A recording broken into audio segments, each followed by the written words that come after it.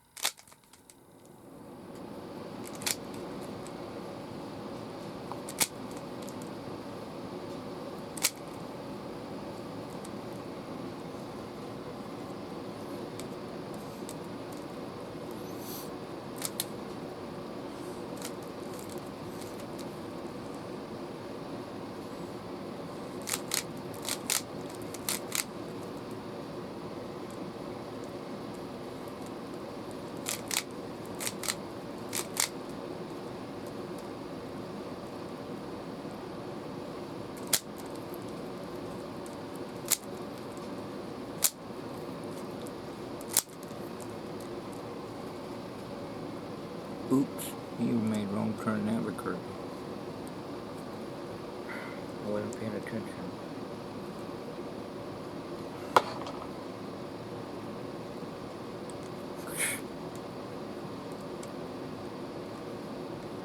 I know it went wrong.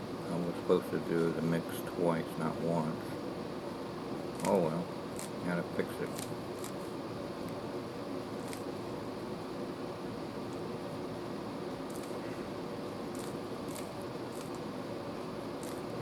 Or maybe I did it twice, so I just wasn't paying attention. Well, I can solve it. Okay, go there. Oh no, don't. Where did it go? I had it. Okay, let me do the corners first, that way I know what I'm doing.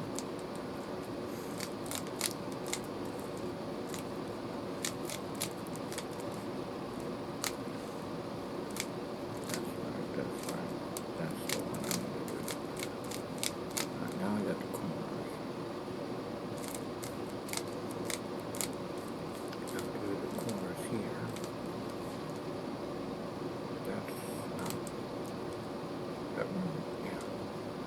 that right? Yeah. That's right. Okay, they're all right. I don't have to do much. Alright. So yellow is okay. And yellow this way. February 2024. Perhaps don't happen before that time. We'll see Cuffman make the moon disappear. Under calls out of 7 ways to make it work. He's excited that Cuffman's going to breathe life into the illusion and make it a reality. It's been 30 or 40 years in the making. Him and his illusion crew are working on with many methods, and it's going well.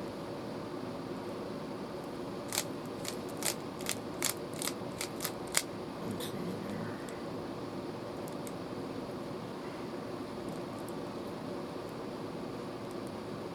Alright, oh, there we go. Way over here. Okay. Let's go over here. Where did the other way go? Oh, there it is. I want to show you something that I found out. That even if you don't know how to solve a Rubik's Cube with patterns, if you knew the secret to get the middle done, as long as you know the corners, that as long as you know how to get the top done, and all you have to do is get the corners, then just play around with all the middles, and it'll just somehow get done. Oh, see what I mean?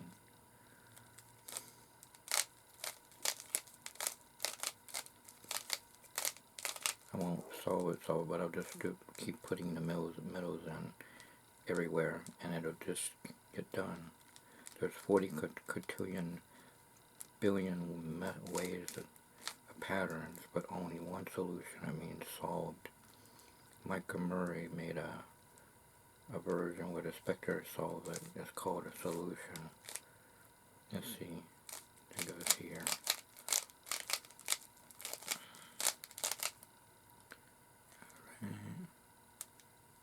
Akira is the one that started all the thing, and then I know Daryl started it, and Doug Henning, and then Stephen Bondage, and then Henry Harris, then Greg Wilson, and there's so many more. Something Dixon, I can't think of his name. Then you got Greg Petty, then you got Island the Kid Magician.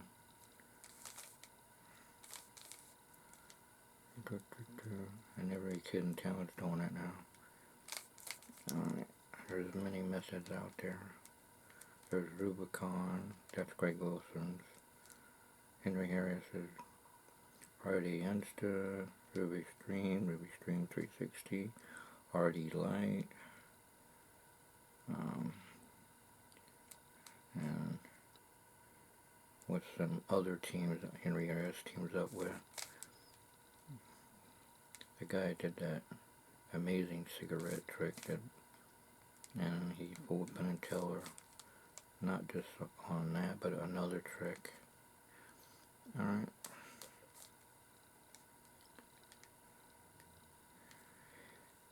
It's neat that after a Penn and Teller show, or Masters of Illusion, or Magic Awards, or a David Copper show, or Franz Ferrari, Charlotte and Jonathan Pendragon, Lance Burton, Franz Ferrari, Jasper Masson Award Magician, Steve Cohen, and all that, Blackstone Jr., that YouTube and Facebook and Google buzz on how, and they explain their theories on how it was done.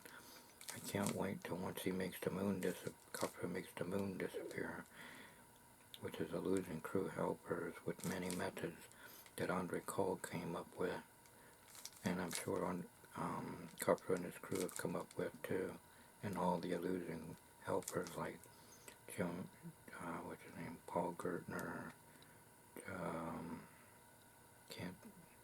why can't I think of the guy's name?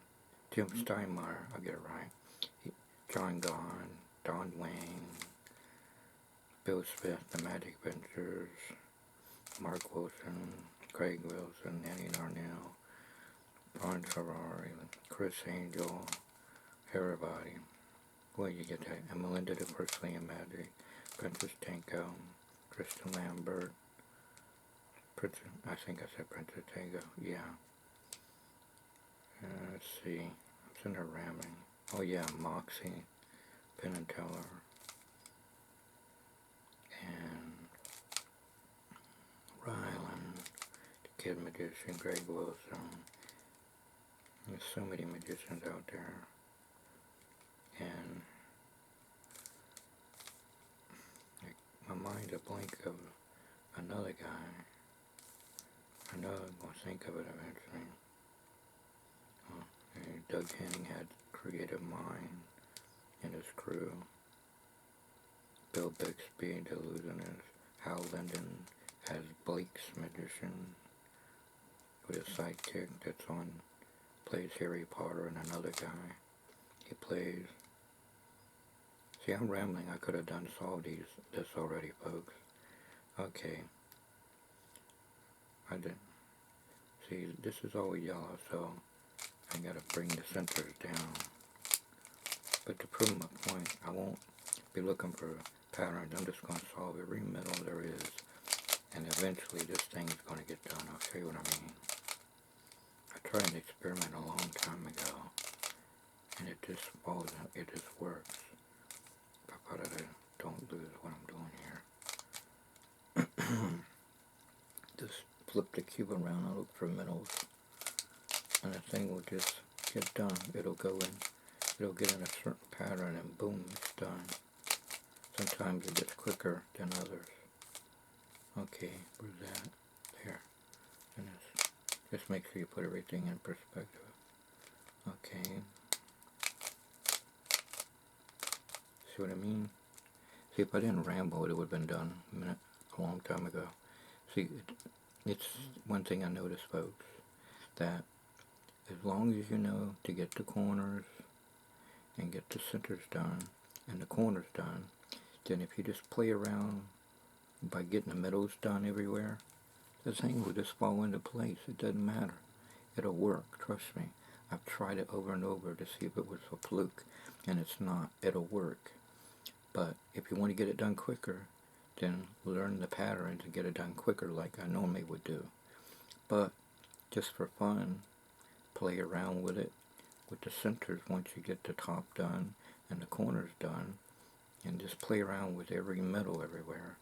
And if you have to bring it down to put it back in, or if it's right here, and bring it up in here, and it just gets done. It's amazing. You have 43 quadrillion billion possibilities, but one solution, and that's complete solve.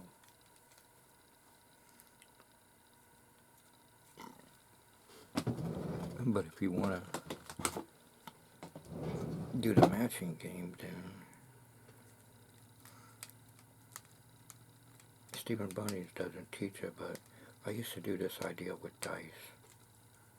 Like I was telling everybody on Facebook and YouTube and one-on-one, in person, in church and stuff, even Bob Schofield. Okay, that I used to take dice and do this. This was like 1980 something, when the Rubik's Cube came out over here. But it started out in the 1970s in Hungary, because he's a Hungarian. Alright, Erno Rubik really started a neat thing. He probably would have never known it would have went this far. Okay. The minute he brought the Rubik's Cube back out, I knew Erno had something up his sleeve. And I said, now today's kids are going to know how we did it in the 1980s. And they came out with speed cubes, and I said, I bet he's got other puzzles up his sleeve. Sure enough, he came out with the Zoid, a void cube, and the electronic cube, like Simon said I did, to play games on. And I was thinking, all they need now is a cube that solves itself. Well, first, the robots, many different robots, big and small, were solving the cube. Then someone made it where the cube will solve itself. And the magicians used it as a mind-reading act. It's amazing. It's sort of like the mind-reading chalkboard idea. Under cold dream vision, covered is used that blended personality and magic.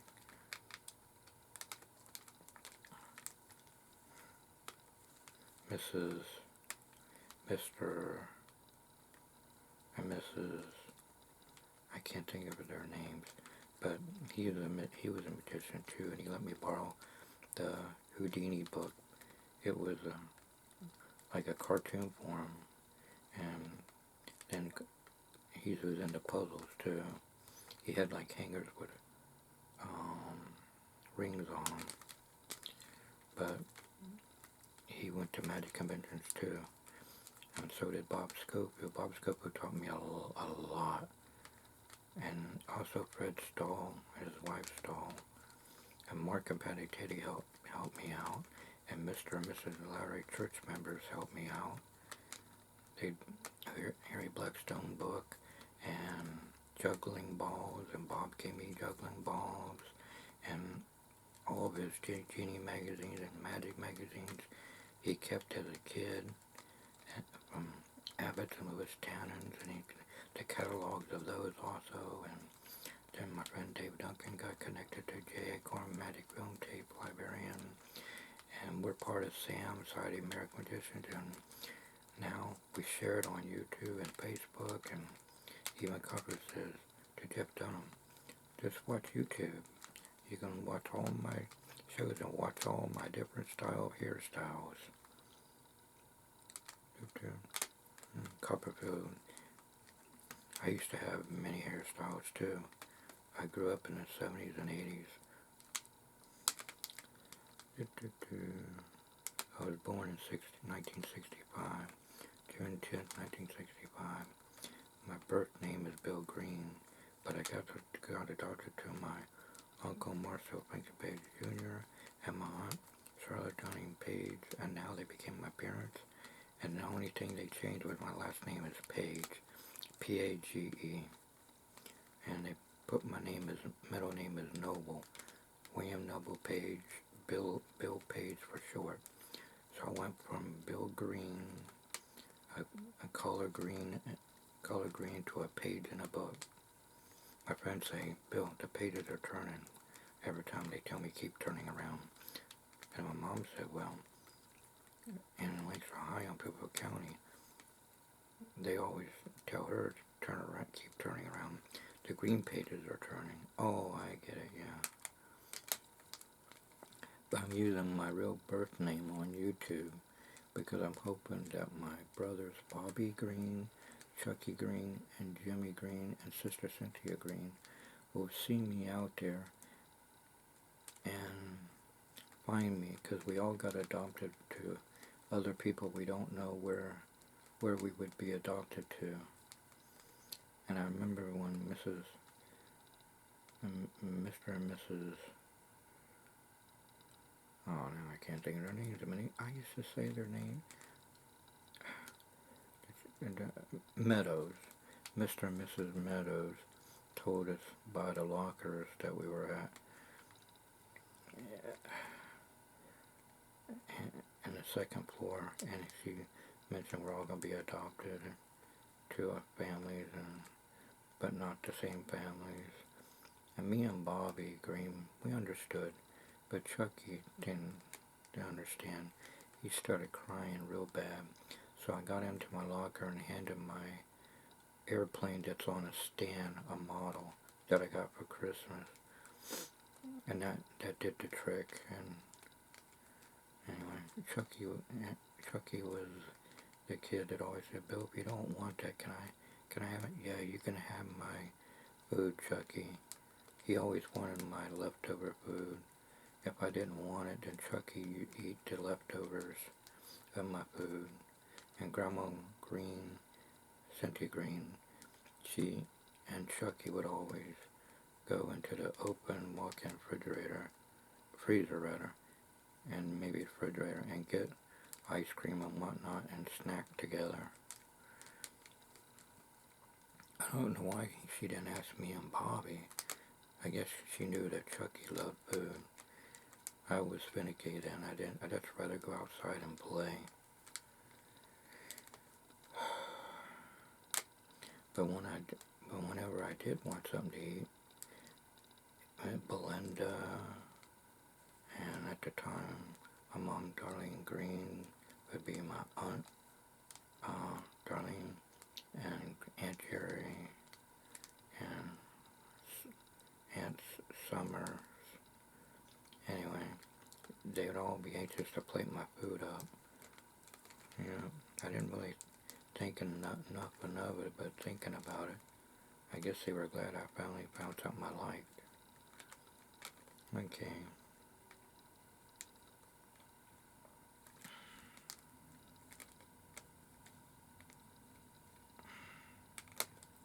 I posted all about that and even more with about Sean Dowdy and the pizza and all that stuff out on aot.magic.secrets in Google search engine and groups. Look under Bill Page and Bill Green. Bill Page or Bill Green gets adopted, or a whole family gets adopted, so to speak. And look up Who Knows the Secrets of David Copperfield's Illusions. Mitch Leary said there's a guy here that goes to Copperfield shows, and he talks real like stealth characters and all that stuff. If you can find him, he'll rock your world. That was nice of Mitch Leary. I asked Mitch Leary a long time ago, are you David Copperfield? Because he seemed to know a lot about Copperfield. He said, close but no cigar. That usually means that he is David Copperfield, because they don't want to come out and say it. Although Herbert Becker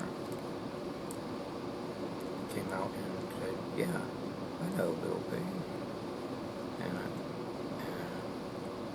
he would say Bill Green too, because he knows my real name too. Because we talked on the phone and he told me that the book would be on hold in the bookstore.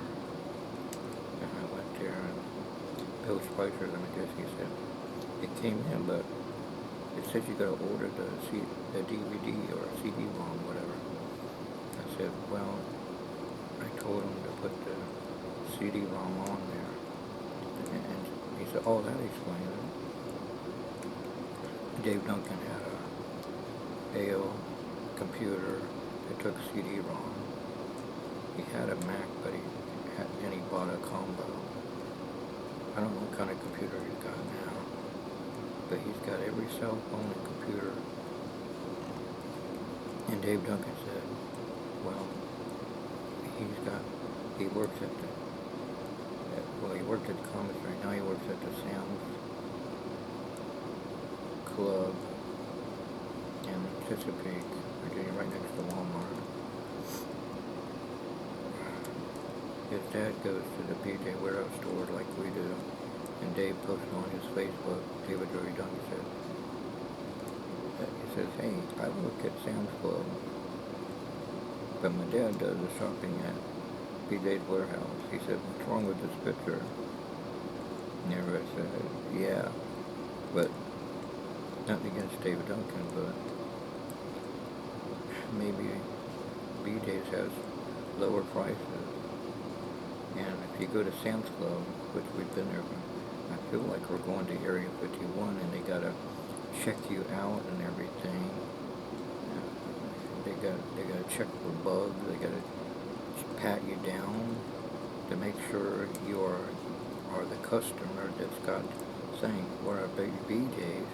You can walk on and browse around, or if you want to buy something, just like at Walmart or Roses or stuff, like in the 70s and 80s. People feel more welcome there. When they feel like they gotta be patted down, I don't think you'll get much customers that way. Nothing against Dave Duncan, but anyway, just food for thought for Sam's Club if they want to get more customers. Make it family friendly. Your friendly neighborhood Spider-Man. Okay. Anyway, I'm rambling again. But here's what I did like in the dice. I wish I had two dice to show what I did in the 70s and 80s. Go like this, because Stephen Brunda doesn't teach this. I would go like this, and then I would come over well, like this, and show that no matter which way I would go, it would come out right. I gotta remember this has gotta go this way. Anyway, let me do a Stephen Bundage pattern. That way.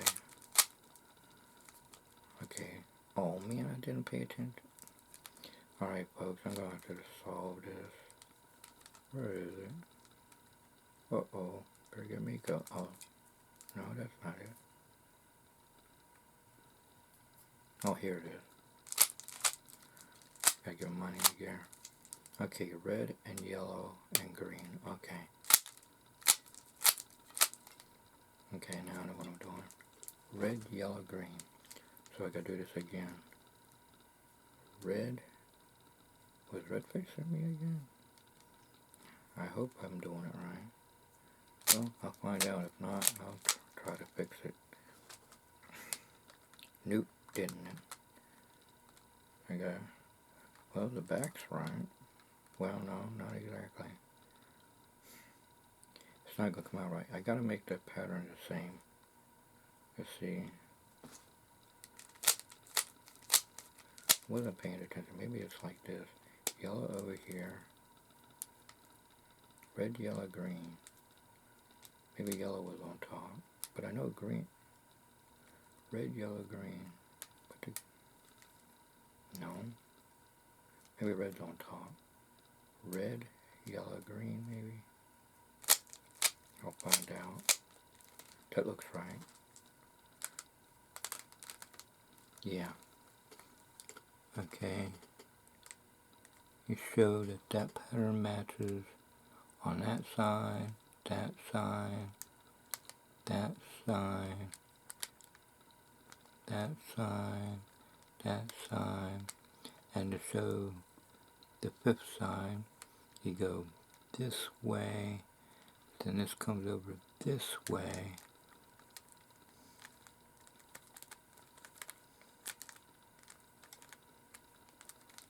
and if I want to show this side, then I flip this side. Just do the opposite of each one and it'll come out right. This is what I used to do on a dice. And Magic Orchard, Dave and others, Robert Ball, Magician, and Robert Shaw the Fourth, they all give it a thumbs up, and Magic Orthodoxy said, awesome!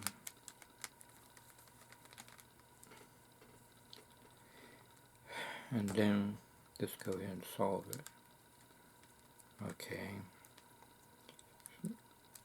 I took a guess how it was done because Stephen Bundy doesn't teach how to do the matching part of it, and he probably figures ways to figure it out, which I did.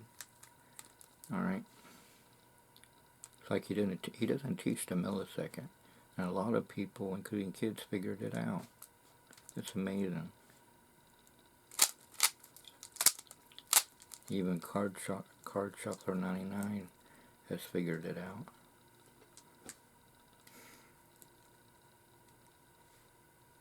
I'm going to try something different. Ta-da! See what it would be like that way. Same bat time, same bat channel. Oh, nothing against anybody, but when I heard those vibrating sounds either day or night, one guy commented on my YouTube channel to open up the window. Well, my window has got a double wall window, and only the stories know how to open up the window. I don't know how to do it. It's one of those special windows that you can't open it up. I'd have to go outside the door to even do anything. Well, just thought I'd let everyone know that when I film through the window, I can't open up the window. This is not like the old-timey windows that's got anchors with ropes on the side. And I'm sure the guy who came across that was a magician, and he made the rising card trick I used to have. Even Mr. Taylor, when it was Omni Night for teen activity in the 80s, I did that, I laid it against the table and it rose, and then I laid it on my side of my shoe, and he goes, how you do that? And he went like this for wires or something. It was really cool. Then the Street Master Magician showed how to do it. I thought, okay, that's good. He showed you can do it, still use it, but use something to make it working. If once the such and such runs out, you can get something that'll make it work all the time. I wish I would have thought of that. Oh well.